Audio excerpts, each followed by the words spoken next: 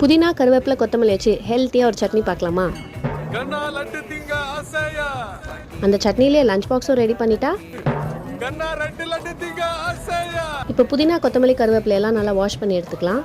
இது யூஸ்வலாக அரைக்கிற துவையல் தான். உங்களோட வருஷனில் நீங்கள் அரைச்சிக்கோங்க. நான் உளுத்தம் பருப்பு, கொஞ்சம் இஞ்சி, புளி, காரம் கம்மியாக வேணும் லஞ்ச் பாக்ஸ்க்கு, அதனால் 2 பச்சை மிளகா, கொஞ்சம் தேங்காய் இதெல்லாம் சேர்த்துருக்கேன்.